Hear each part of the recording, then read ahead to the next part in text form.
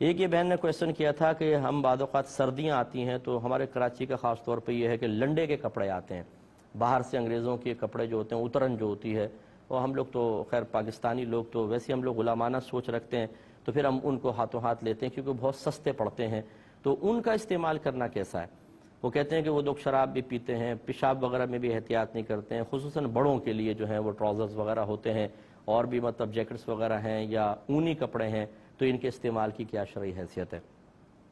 دیکھیں، پہلے ایک بات اچھی طرح یاد رکھیں، میرے آقا صلی اللہ علیہ وسلم جب صحابہ کرام کے ساتھ کفار پر حملہ کیا کرتے تھے تو پھر ان کا سامان قبضے میں آتا تھا، تو مال غنیمت کے طور پہ اس میں کپڑے بھی آتے تھے، برتن بھی آتے تھے. تو یہ لکھا ہے فقہائے اسلام نے کہ بارہا ایسا ہوا کہ نبی کریم صلی اللہ علیہ وسلم نے صحابہ کرام کو استعمال کی اجازت دی، اور ساتھ میں یہ حکم نہیں فرمایا کہ ان کو دھو بھی لو. کسی جگہ ایسا بھی فرمایا کہ بعض روایت میں کہ دھو لو، بعض جگہ یہ بھی فرمایا. تو اس کا مطلب یہ ہوا کہ اگر ان کو دھو لیا جائے تو بہتر ہے، اور اگر کوئی ان کو بغیر دھوئے بھی استعمال کرے بشرطے کہ ان پہ کوئی ناپاکی ظاہری طور پہ نظر نہ آ رہی ہو تو پھر اس کی گنجائش بھی نکل سکتی ہے. دوسرے اس میں پوائنٹ یہ ہے کہ اصول شرع یہ ہے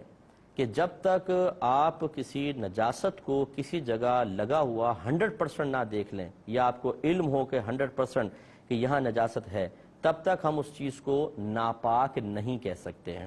یقینی طور پہ ہو تو پھر کہہ سکتے ہیں. یقینی طور پہ کیسے؟ آپ نے اپنی آنکھوں سے دیکھا ہو، یا کسی نیک پرہیزگار متقی نمازی باشرع شخص نے جس سے کبھی بھی جھوٹ نہیں سرزد ہوا، وہ آپ کو بتائے کہ میں نے دیکھا تھا اس کپڑے میں ناپاکی ملی تھی، یا نجاست ابھی لگی ہوئی اثر اس کا نظر آ رہا ہو، ظاہر ہو رہا ہو، کوئی اسمیل وغیرہ آ رہی ہے،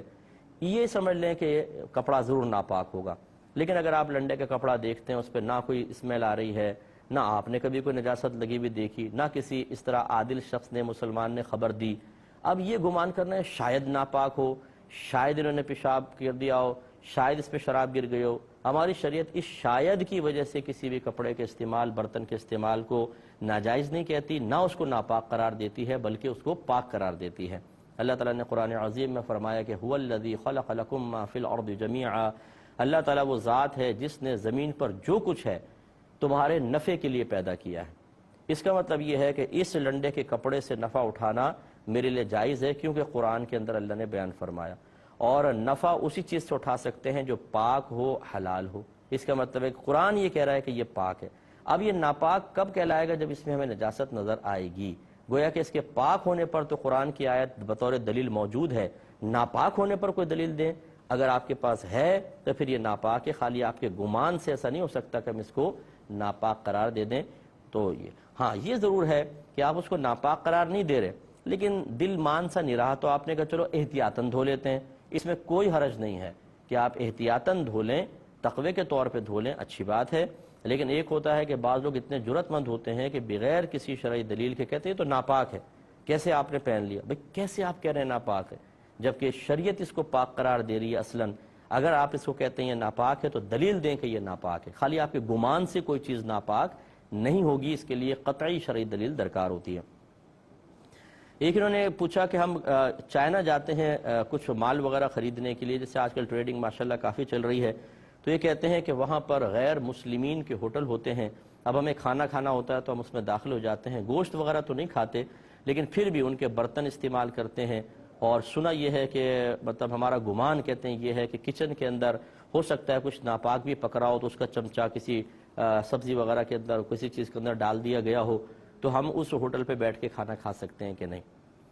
لیکن اس کا جواب یہ ہے کہ آپ کو کچن میں تانک جھانک کی ضرورت ہی نہیں، یہاں تحقیق کی حاجت بھی نہیں ہے. اور ایک بات، دوسری بات یہ ہے کہ آپ گوشت کے علاوہ کوئی بھی چیز منگوائیں. گوشت کے علاوہ سے مراد ایک تو جیسے مطلب گوشت ہے بکرے کا، گائے وغیرہ کا، یہ تو بالکل نہیں.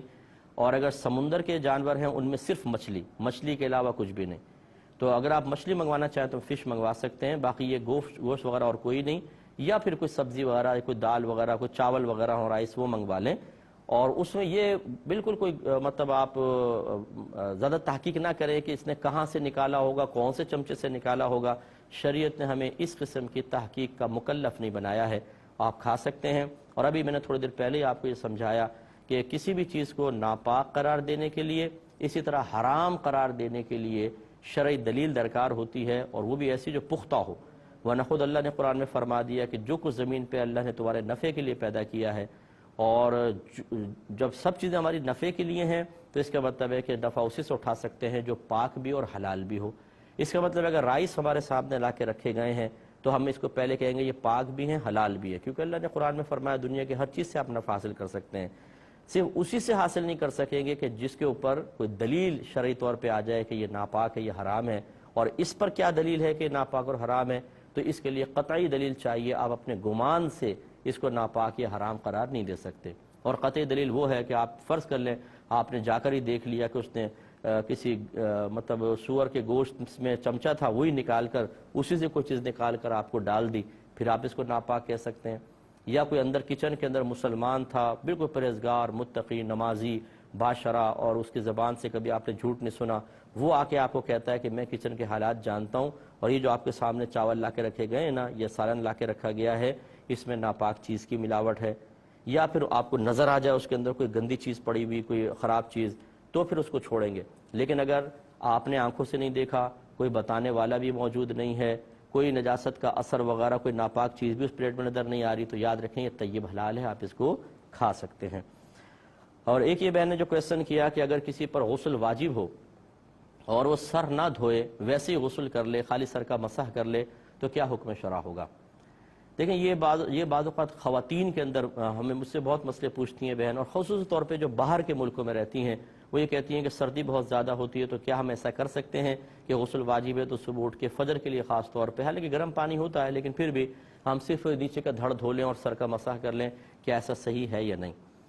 دیکھیں پہلی بات تو یہ کہ اگر انسان حالت صحت میں ہو، کوئی اس کو نزلہ نہیں ہے، سر پہ پانی ڈلنے سے کوئی بخار ہونے کا اندیشہ نہ ہو، کچھ بھی نہیں ہے، تو پھر تو فرض ہے کہ سر کے ایک ایک بال کو دھونا، اس کے نیچے کی کھال کو دھونا، اور پورے بدن پر سے ہر حصے بدن پر پانی کا بہانا فرض ہوگا، تب کہیں جا کے غسل اترے گا۔ لہذا اگر کوئی نیچے دھڑ سے نہا لے کوئی بہن اور حالت صحت میں ہے اور صرف سر کا مسح کر لیں، یہ ناپاک رہیں گی اور اس حالت میں نماز پڑھیں گی تو شدید گناہ کبیرہ کی مرتکبہ بھی ہوں گی۔ اور اگر بالفرض مطلب کوئی عذر ہے کہ سر پہ پانی ڈالیں تو بیماری بڑھ جائے گی، پھر یہ کر سکتے ہیں نیچے سے نہا لیں، سر کا صرف مسح کر لیں۔